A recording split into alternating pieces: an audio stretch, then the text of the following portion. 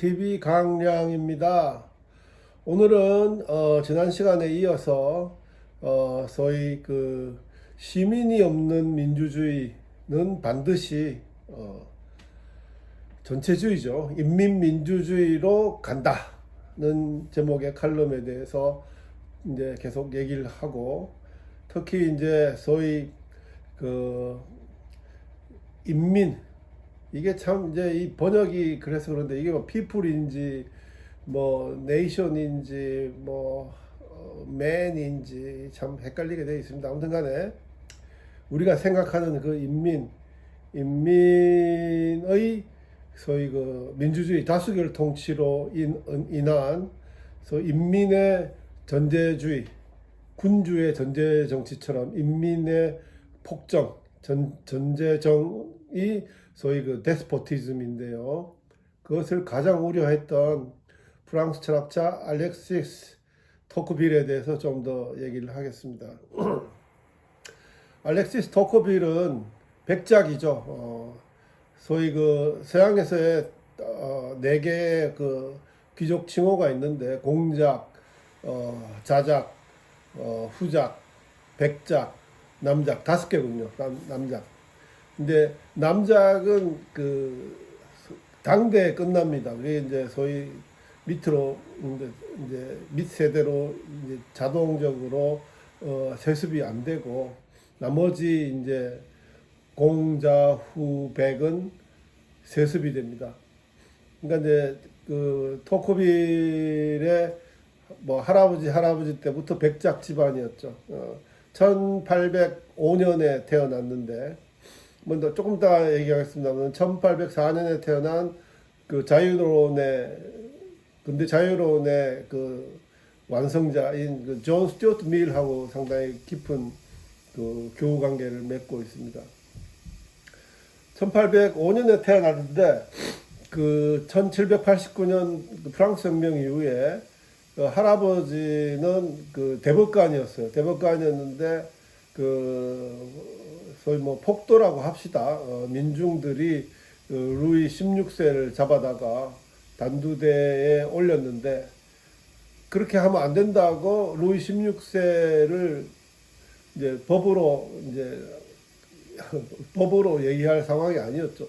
법으로 이제 처리해야 된다면서 변호하다가 같이 단두대에서 머리가 잘려 나갑니다. 그리고 아버지하고 어머니도 귀족이잖아요. 그래서 잡혀서 꽁시에르주리라는, 그게 이제 옛날에 뭐 병기청 이런, 이제 뭐 나중에는 뭐 사람들이 너무 많이 가둬져서 이제 노틀담 성당에도 갇혀 있고 이러는데, 꽁시에르주리의 병기청, 과거 병기청에 이제 있는 사람들이 먼저 이제 단두대로 가는 그런 과정이었죠. 그래서 엄마 아버지도 단두대에서 이제 목이 잘릴 날을 기다리다가 1794년에 로베스피에르가 데르미도르 반동에 의해서 너무 폭압적인 소위 혁명 정부를 이끌고 자코뱅의 이제 그게 너무 이제 극에 달하다 보니까 지롱도당을 비롯한 반대파들이 이제 로베스피에르를 처단하죠. 그래서 이제 로베스피에르가 처단되는 1794년 그날 이후에 그래도 단두대에 가지 않아서 극적으로 부모님들은 목숨은 부지합니다. 그러니까 이제 알렉시스 토크빌은 소위 프랑스 혁명이라는, 그리고 할아버지와 부모님들이 당했던 일들을 낱낱이 기억하면서, 이제 그렇지만은 굉장히 자유주의적인, 굉장히 프랑스가 공화국으로서 발전할 수 있는 가능성을 타전했던 애국자이기도 합니다. 아주 영특하고 천재죠. 한마디로 천재죠. 천재인데 24살에 대법관이 됩니다. 법관이 되고, 그 다음에 그 과정을 한번 보면 1789년 이제 혁명이 나서 그 뭐 상당히 이제 뭐 이런저런 일들이 많이 나면서 매우 우환에 처해 있는데 그때 이제 나폴레옹이 등장합니다. 그죠? 나폴레옹이 등장해서 나폴레옹이 대통령이 되는 첫 번째 이제 제1공화국이 성립되는데 대통령이 되자마자 나폴레옹이 황제로 또 등극을 하지 않습니까? 그래서 이제 1803년인가요? 아무튼 2년인가 아무튼 황제로 등극해서 나폴레옹 황제 시대가 제정이 일어나다가 1814년 이제 나폴레옹이 패망해서 그때 이제 다시 그 왕정 복구가 됩니다. 왕정 복구가 되는데 그래서 이제 그 공화정은 패해지고 프랑스가 이제 그 루이 16세의 동생 이 루이 18세로 이제 등극을 해서 왕정이 앙샹레즘이라 그러죠. 왕정이 됩니다. 그러다가 나폴레옹이 그 엘바섬을 탈출해서 소위 백일천하가 일어나면서 잠깐 루이 18세가 도망쳐가 있다가 다시 이제 그 백일천하가 끝나고 그 나폴레옹이 완전히 이제 그 뭐지 세인트 헬레나 섬으로 완전 유배되면서 다시 이제 루이 18세가 들어와서 이제 혁명에 의해서 이제 굉장히 이제 귀족이나 성직자들이 많이 뭐 수천 명 이상 그 목이 달아났으니까 그리고 다 이제 귀족 성직자 뭐 이런 사람들은 다 해외에 망명해 가지고 숨어 있다가 다시 이제 들어옵니다. 그래서 이제 무서우니까 사법 입법을 인정을 하면서 그냥 이제 내가 프랑스의 왕이면서 그 소위 말해서 시민들의 사법권, 입법권에 관한 것도 허락한다는 걸로 이제 그런 식으로 진행이 됩니다. 그래서 이제 1830년에 이제 이 루이 18세가 그 노환으로 이제 사망을 하고 1830년에 이제 그걸 이어서 이제 그 필리페 1세 11세인가요? 1세인가요? 아무튼 그게 다시 이제 왕으로 들어왔는데 그 당시에 이제 100작 정도 되는 귀족이 그 서민에 의해서 암살을 당해 가지고 그 필리페 1세 시대는 굉장히 또 왕권이 강화되고 그 민중을 탄압하는 뭐 그런 식으로 또 소위 전제정치 비슷하게 들어갔어요. 그래서 이제 터져 나온 게 1830년에 7월 혁명, 그 다음에 제일 큰 게 이제 1848년에 우리가 그 빅토르 위고의 레미제라블을 얘기하는 그 영화에 나왔었죠. 그게 1848년 2월 혁명이거든요. 그 해서 이제 프랑스 혁명은 완전히 그 일종의 부르주아 시민 혁명, 소위 이제 왕이 이제 이래라 저래라 하는 걸 견딜 수 없다. 그래가지고 이제 소위 시민들이 부르주아들이 테니스 코트에 모여서 이제 그 반대 성명을 낸 게 발두가 되어서 프랑스 혁명이 이제 발발한 거거든요. 근데 1848년 이제 혁명은 이제 그야말로 서민 민초들이 나섰던 그런 혁명이었습니다. 근데 또 안 됐죠. 혁명 이후에 다시 루이 나폴레옹이라는 나폴레옹 3세가 그 영향을 받아서 그 나폴레옹의 영향을 받아서 민중들을 이제 압도해 갖고 이제 대통령이 됩니다. 그게 이제 제2공화국이죠. 제2공화국이고 근데 또 나폴레옹 3세도 루이 나폴레옹도 또 자기 그 엉클처럼 나폴레옹처럼 황제에 등극을 합니다. 그렇게 해서 이제 다시 제2 제정이 시작이 되고 하는데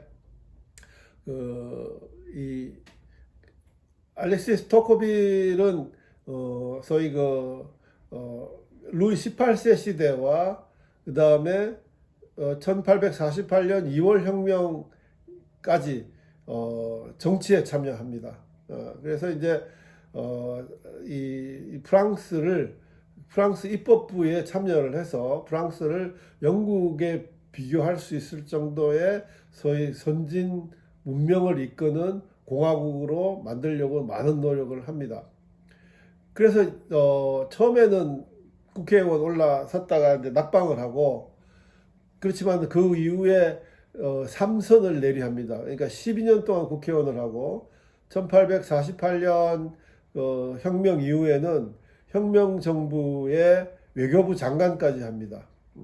근데 이제 루이 나폴레옹이 들어와서 대통령을 하다가, 그러니까 루이 나폴레옹 대통령 공화국 시절까지 이제 알렉시스 토커빌이 일을 해주는데, 이 루이 나폴레옹 3세가 갑자기 황제로 그냥 올라가 보니까 또 다시 이제 역사가 뒤로 돌아가는 것 아닙니까? 황제가 등극하는. 그래서 그때 너무 낙심이 커서 모든 것을 포기하고 자기 이제 집이 어디냐면은 노르망디 쪽이에요. 그쪽으로 가서 이제 집거하면서 책을 쓴 게 바로 이 책입니다. 앙샹레즘과 프랑스 혁명이라는 책이죠. 그리고 이 책을 쓰고 몇 년 후에 토커빌은 사망을 합니다. 54세로 죽습니다. 그러니까는 이때의 기록을 보면 굉장한 편두통과 우울증과 이런 걸, 그러니까 자신의 모든 것을 바쳐서 프랑스를 위해서 뭔가 진보적인 그런 정치 체제와 시민들이 잘 살 수 있는 그런 나라를 꿈꿨는데, 다시 이제 제2 제정으로 돌아가고 국내가 혼란해지고 자신의 이상이 꺾였기 때문에 굉장히 불면증과 우울증으로 시달리다가 54세에 사망을 합니다. 그 전에 이제 국회의원 활동을 하면서 쓴 책이 유명한 미국의 민주주의였어요. 그러니까 알렉시스 토커빌의 입장에서는 영국의 자유주의, 그 자유주의를 받아서 독립한 미국의 자유주의가 상당히 프랑스적인 상황과 대비되는 그런 아주 극적으로 대비되는 그런 정치적 상황으로 인식을 했고, 그걸 어떻게 돌릴 수 있는가 하는 걸 발견하기 위해서 애초에는 자기가 이제 공직에 있으면서 미국의 교도소들을 어떻게, 선진 교도소를 어떻게 운영하는가 하는 걸 이제 평가하고 비교하는 그런 하나의 이제 목적이었는데, 그건 핑계고, 철저히 준비를 해서 미국이라는 그 거대한 나라가, 그리고 이 연방주의를 하는 이 나라가 어떻게 민주주의를 움직이고 나아가는가 하는 걸 보기 위해서 미국을 9개월 동안 샅샅이 돌아다니면서 그 자료를 수집해서 쓴 책이 바로 미국의 민주주의입니다.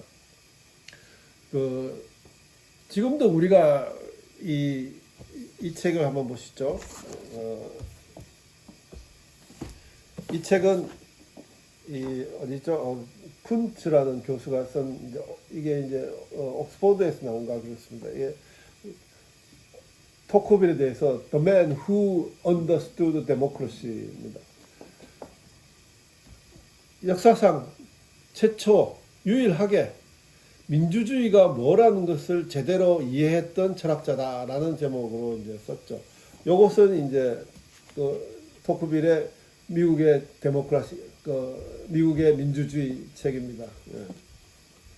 그래서 이제 2번에 걸쳐서 미국의 민주주의를 써요. 1권이 있고 몇 년 걸려서 또 2권이 나오고 하는데, 상당히 아무튼 이 민주주의라는 것이 뭔가 하는 것에 대해서 인간의 본성과 결부해가지고, 그 다음에 고대 히랍 시대부터 시작된 직접 민주주의와 비교하면서 상당히 아마 이 지구상에서 민주주의라는 속성을 가장 적나라하게 잘 파악하고 얘기했던 철학자가 아닌가 싶습니다.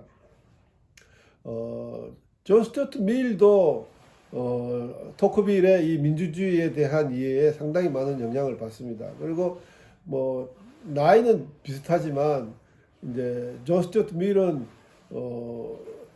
굉장히 오래 삽니다. 그리고 또 약간 기행도 하고, 짝사랑하는 여인, 미세스 테일러라는 사람인데, 그 사람을 짝사랑해서 결혼도 안 하고 총각으로 살다가 미세스 테일러 남편이 사망하자 그 청혼을 해가지고 그 미세스 테일러와 결혼을 하는, 그리고 또 그 영국의 자유당으로 나서서, 노동당이죠. 노동당으로 나서서 국회의원도 한번 하고 합니다. 그리고 이제 뭐 그 미세스 테일러, 이거 여담입니다만, 미세스 테일러하고 7년 살다가 그 미세스 테일러가 늙어서 죽어요. 그러니까는 참, 존 스튜어트 밀은 이제 자기가 사랑하는 여자하고 7년 산 거죠. 그리고 또 이제 혼자 살다가 이제 가는데 오래 살았어요. 반면에 이제 존 스튜어트 밀은 54세에 이제 사망을 합니다.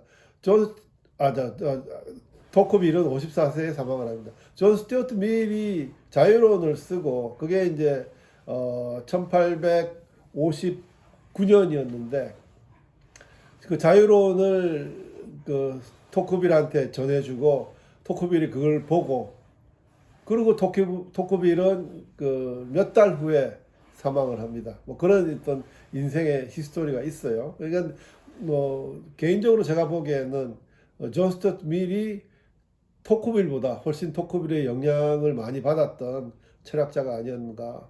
그래서 그런지 존 스튜어트 밀은 소위 이제 1832년부터 이제 소위 선거법 개정이라는 것이 시작이 되는데, 모든 이제 유럽이나 미국에서도 그 정도에서 시작이 되는데, 평생 차별 투표권을 주장하고 숨진 철학자입니다. 왜냐하면 민중, 대중, 이런 그 다수, 그러니까 교육받고 어떤 뭐 이런 책임질 수 없는 지위에 있는 민초들에게 소위 주권자로서의 권한을 주는 것은 너무나 이거는 위험하다 해가지고 존 스튜어트 밀은 평생 이제 차별 투표제를 강조하면서 그렇게 이제 살았는데, 그 영향은 아마 알렉시스 토크빌로부터 받은 거 아닌가 이렇게 생각을 합니다.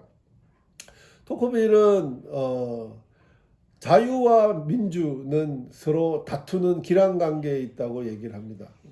인간의 본성은 자유롭기를 원하지만 자유를 갖고 평등을 직시할 때 평등하기를 더 원하는 그 인간의 속성이 있다.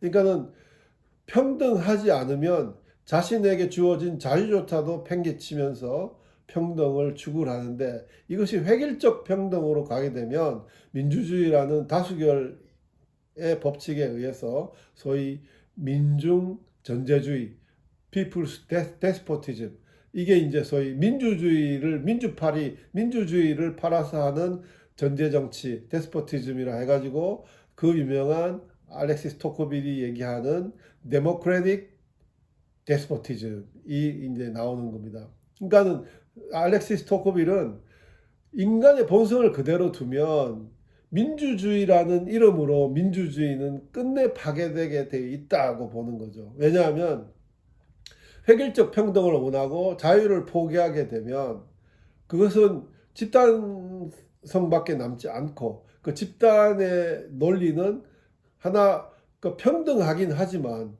다 같이 평등한 세상, 전체가 평등한 세상, 전체주의로 가기 때문에.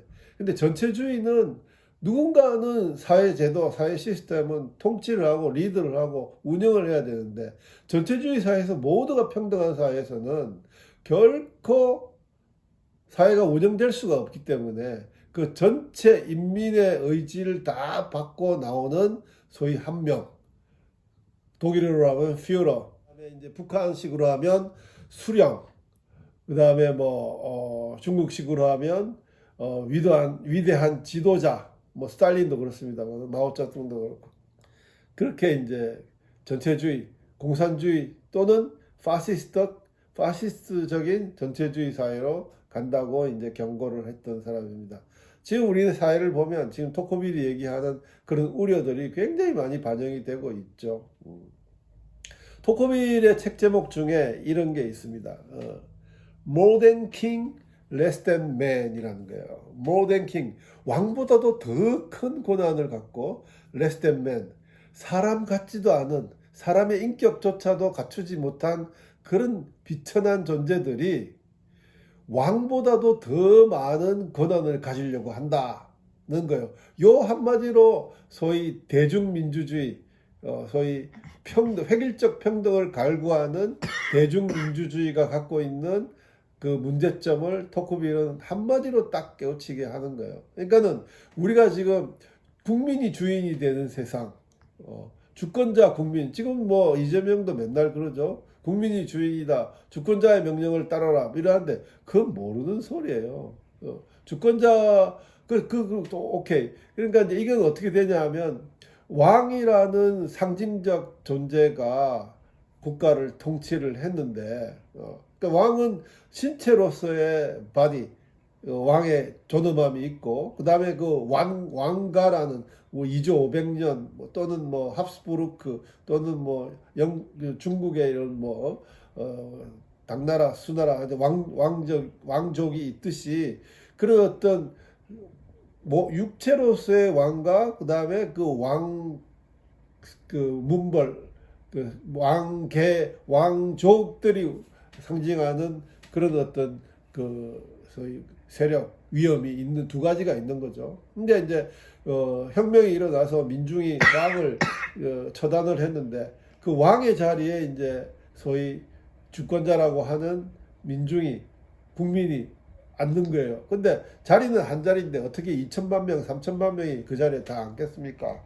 그러니까는 토크빌이 말하는 그러니까 철학자들이 말하는 그 주권자로서의 국민은 상징적인 거예요. 그래서 그 상징 2천만, 3천만 명의 국민들이 그들의 권리를 위임해서 대표자를 뽑아서 그 대표자에게 국가 통치를 맡기는 게 바로 자유민주주의 우리가 지금 하고 있는 거거든요. 그러니까는 소위 국회의원이나 대통령이나 다 같이 국민이 갖고 있는 주권을 위임받아서 기간을 정해서 통치를 하도록 만들어 놓은 거예요. 그래서 보고 4년이나 5년 동안의 통치 기간 동안에 잘하면 한 번 더 할 수 있게 만들어 주고 못하면은 선거를 통해서 다시 바꿔버리는 그런 제도가 지금 우리가 쓰고 있는 자유민주주의예요. 그러니까는 주권자의 명령이다. 횃불, 촛불, 그 광장을 지배하면서 지금 광장을 그때 뭐 박근혜 대통령 탄핵 때 광장을 지배하고 촛불 혁명을 한다고 난리를 쳤는데 그게 전체 국민의 몇 프로나 되었을까요? 몇 프로를 반영할까요? 이거는 완전히 사기극이었죠. 사기극이었고 그것을 소위 선전선동에 이용해서 소위 우리나라 대한민국의 70년도 넘는 헌정 질서를 파괴해버린 거예요. 처음으로 이제 소위 국민의 주권을 위임받은 대통령을 탄핵시켜버린 거 아닙니까? 잘했든 못했든 간에. 그런 일이 일어나서 또다시 그 재미를 봐가지고 이 전체주의자들이 윤석열 대통령도 국민의 선택을 받아서 대통령이 됐잖아요. 헌정 질서를 무너뜨리고 또 탄핵을 하겠다고 저렇게 나오는 거예요. 왜? 자기들이 원하는 전체주의적, 사회주의적, 전체주의적 세상을 만들고 싶으니까. 그렇게 해가지고 자꾸 이제 국민들을 유혹하고 선전선동을 하고 그렇게 하는 겁니다. 그게 이제 벌써 200년도 더 된 세월 속에 철학자 토크빌이 우려했던 일들이 나는 거예요. 또 한 번 이제 토크빌이 준 유명한 말은 뭐하면 그 어떤 국가도 국민의 수준만큼의 지도자를 갖는다. 그러니까 국민의 수준이 엉망이면 그 지도자도 엉망이라고 이제 얘기를 하는 거죠. 근데 이제 우리가 제목이 이제 시민 없는 민주주의는 반드시 소위 전체주의 인민민주주의로 간다고 얘기하는데 시민이 뭘까요? 시민은 봅시다. 뭐 게르만 이동으로 로마가 망하고 프랑크족이 동서 중앙에 이제 이어지다가 이제 로마는 망했지만 로마 교황청은 남아 있고 해서 이제 교황청에서 멀리 있는 나라들은 이제 소위 뭐 서프랑크는 프랑스가 지배하고 이제 뭐 이렇게 나눠져서 국가별로 이제 나타나는데 교황청 가까이 있는 이탈리아나 독일 남쪽 이쪽은 이제 교황이 이제 다스리고 싶었던 거예요, 영향력으로. 그래서 이제 만들어진 게 이제 소위 신성 로마 제국이고 독일 쪽에 모든 공국들을 다 합쳐가지고 신성 로마 제국이라는 이름으로 이제 교황이 이제 연결되는 그런 제국을 만들었고, 그 다음에 이제 이태리 반도는 전부 개별적으로 다 나누어져서 도시국가로 발전을 합니다. 그러니까 이태리에서 도시국가로 발전하면서 그 도시국가를 운영하는 그 시민의 존재가 나타난 것은 한 10세기, 11세기 정도로 보고 있어요. 그 시민은 뭐 이태리의 도시국가들은 피렌체나 베네치아나 뭐 밀라노나 이 도시국가들은 뭐냐면 소위 군주가 다스리지는 않았어요. 그러니까는 소위 뭐라 그럴까 과도 정치로 그 시민들 중에 선택을 받은 뭐 10인의 8인의 이런 식으로 통치를 했습니다. 그러니까는 다른 군주 국가보다는 상당히 앞선, 그러니까 소위 그 근대와 비교해서 굉장히 다른 국가들보다 앞선 제도를 갖고 있었죠. 그 속에서 그런 그 도시국가를 운영했던 주체가 바로 시민입니다. 그 원어를 따진다면 이게 이제 시비타스, 근데 이제 좀 우리가 이제 참 그 서양에서 발현된 자유민주주의를 국시로 하고 자유민주주의, 자유시장 경제를 하고 있는 우리 쪽에서는 정말 공부를 많이 해야 되는데 그 한계가 있는 거예요. 그러니까는 그 시티즌이란 말은 시비타스 또 기억이 안 나. 구자와 유기치가 이제 번역을 할 때 보십시오. 시민이에요. 시에 사는 인민, 백성. 그 다음에 이제 근대 국가는 뭐 네이션 스테이트, 스테이트 네이션 뭐 이렇게 나가는데 민족 국가, 국민 국가 뭐 이렇게 되는데 이제 네이션 이라는 국가라는 것도 후쿠자와 유기치가 번역을 하면 한번 보십시오. 한자어를 한번 보자고요. 국가 국자에다가 그 나라 국자에다가 그러니까 가정을 이루는 가자잖아요. 가정의 가자. 그러니까는 이게 굉장히 일본식이지 않습니까? 일본의 일본 정신이 뭡니까? 다이와잖아요. 천황 아래 하나 되는 가족이거든요. 그러니까 국가라고 보면은 뭐 고대 히랍에 뭐 플라톤의 리퍼블릭도 있고, 그 다음에 중세 이후에 근대로 가면서 영국은 뭐 아담 스미스가 얘기했던 코먼웰스라는 그또 코먼웰스 공동의 부가 국가다. 이게 참 영국적인 특성이에요. 그것도 있고 뭐 렐름도 있고 스테이트도 있고 스테이트는 이제 소위 도시국가의 스타터에서 이외돼서 이제 스테이트로 이제 발전이 됩니다. 아마 나중에 또 설명할 기회가 있을 겁니다. 그리고 뭡니까 또 여러 가지 이제 국가라는 이름으로 표현되는 영어 표기가 굉장히 많아요. 그러니까 그게 이제 상황과 시대와 환경에 따라서 그 다음에 이제 어떤 정치 체제에 따라서 이게 달라질 수 있는 부분들인데 우리는 그걸 다 뭐 할 수 없죠. 국가라고 얘기를 합니다. 번역을 그렇게 했으니까. 시민도 마찬가지고. 국민은 또 뭡니까? 국민도 있고, 인민도 있고, 그러니까 이제 국민은 네이션, 또 이 네이션은 또 민족으로 번역도 되기도 하고. 그만큼 이제 그 어떤 시대적인, 역사적인, 문화적인 그 당시의 그 습속을 각 나라마다 이제 달리 나타나기 때문에 그걸 반영하기에는 아마 제가 보기에 그 후쿠자와 유기치가 이제 그 게이오 대학을 만든 돈이 바로 후쿠자와 유기치가 서양 사정인 상학원 2권을 팔아서 그 돈을 어마어마한 돈이었어요. 당시에 후쿠자와 유기치가 그 각 건당 30만 권씩 팔았다니까 그때는 굉장히 책값이 비쌌습니다. 지금처럼 막 나오는 게 아니고 그 돈을 모아서 이제 게이오 대학을 만들었죠. 근데 아마 이렇게 이제 자기 나름대로는 이제 자유도 보면 프리덤도 있고 리버티도 있고 여러 가지 이제 형태 이제 있는데 그 자유밖에 없지 않습니까? 우리는 자유라고 다 뭉뚱그렇게 이제 왜 후쿠자와 유기치가 그렇게 번역을 했으니까. 근데 당시 150년, 170년 전을 한번 우리가 지금 우리가 사는 이 상황에서 그렇게 보니까 뭐 이게 좀 이상하다 이렇게 싶지만 한 170년 전에 그 상황을 한번 그때로 돌아와서 생각을 해보면 아마 머리털이 다 뽑혔을 거예요. 그걸 어떻게 그 개념을 정립해가지고 이만큼이라도 나타낸 거는 대단한 일이다. 뭐 이거 말이 좀 옆으로 가는데 우리가 쓰는 근대 언어 중에 90% 이상이 그렇게 명치 철학자들이 그렇게 만들어서 한자어로 나와서 지금 쓰는 거예요. 뭐 유교 시대, 조선 시대 뭐 그 우리가 많이 썼던 얘기 봐야 뭐 충효, 예지 이런 거 정도밖에 더 있겠습니까? 컨셉 정도가. 근데 지금 우리가 뭐 의회, 대통령, 사회, 가족 이 전부 다 그때 다 번역이 된 거거든요. 그러니까 대단한 거죠. 그러니까 후쿠자마 위기치 그 명치 철학자들한테 우리가 감사하게 생각을 해야 돼요. 왜냐하면 언어가 이제 뭐 이게 저는 뭐 구조주의자들 그 막스의 영향을 받았기 때문에 좀 좋아하지 않는데 폴 미셸 푸코가 쓴 말과 언어 있잖아. 우리 언어로 인해 언어가 모든 우리의 생각과 사고와 행동을 다 주관한다. 칼 마르크스는 그랬잖아요. 계급이 우리 사고와 언어와 우리 모든 행동을 다 주관한다. 이게 이제 소위 구조주의. 이 구조를 벗어날 수 없다는 거거든요. 그러니까 그런 또 면이 굉장히 크죠. 그러니까 이 컨셉 정리가 굉장히 중요한데 막 그렇게밖에 돼요.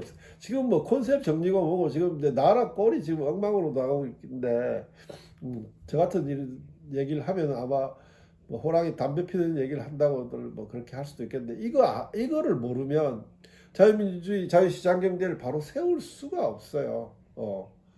어떻게 그 뭐 집을 짓는데 기초공사도 안 하고 그냥 짝대기만 올립니까? 그거 똑같은 거거든요. 그러니까 늦었더라도 늦었지만 다시 할 수밖에 없는 그런 일들이에요. 그래서 지금 알렉시스 토커빌을 데리고 오는 거고 토커빌 얘기를 계속 하는 겁니다.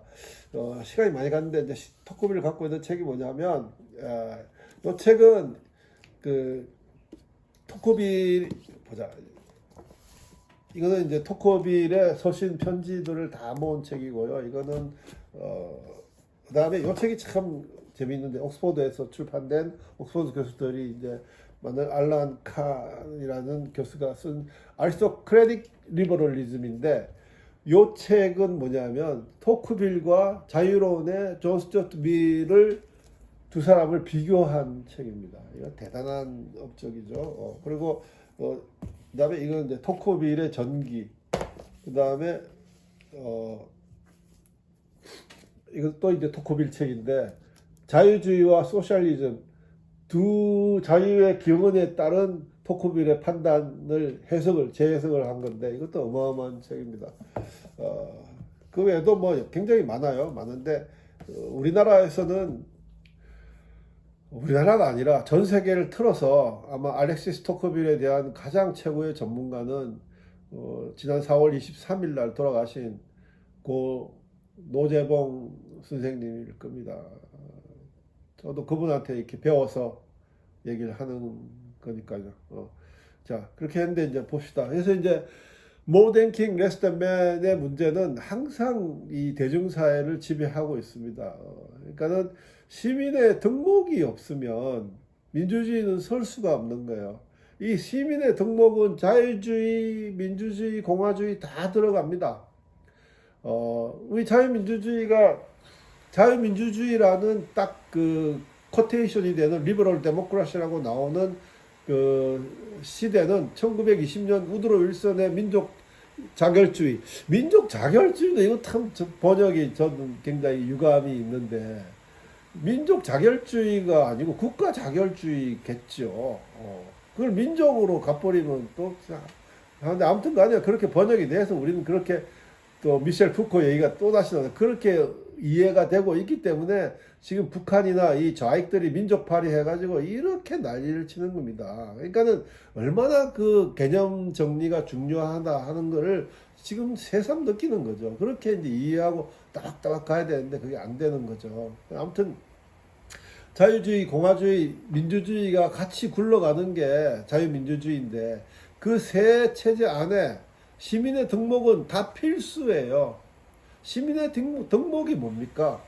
공익적 사고, 남을 배려하는 태도, 그 다음에 성찰하는 자기를 다스릴 수 있는 지성적인 마음, 소양과 양식, 그런 거 있거든요. 그리고 소위 국가와 사회에 대한 책임의식, 그 다음에 그 의무를 다함으로써 주어지는 권리, 이런 것도 이제 추구를 하는 거거든요. 그러니까는 그러니까 이제 시민의 권원을 그리스 시대부터 쭉 와가지고 이제 도시 국가를 하는데 그렇게 이제 형성이 됐다는 거예요. 그러니까는 프랑스 혁명부터 지금까지 시민도 이제 그 양태가 변화하고 있지만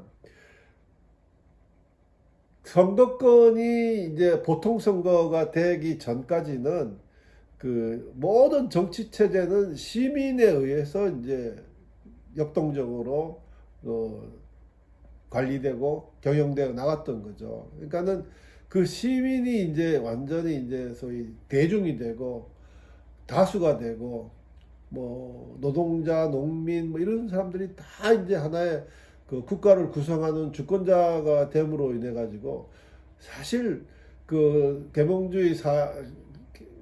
계몽주의자들이 얘기하는 뭐 all men are born equal 이거는 그렇게 전제를 하자는 거예요. 전번에 얘기했지만 as if all men are born equal 마치 모든 사람은 다 똑같이 태어났다고 그렇게 치자. 그렇지 않으면 자유민주주의 할 수가 없으니까. 근데 이제 그 여파, 그 이제 소위 후유증이 이제 막 나타나는 거죠. 그러니까는 어쩌면은 공산주의자들도 뭐 유토피아를 얘기하지만 자유민주주의를 제대로 하려 그러면은 영어 좀 할게요. All men are born equal and all men are educated very well.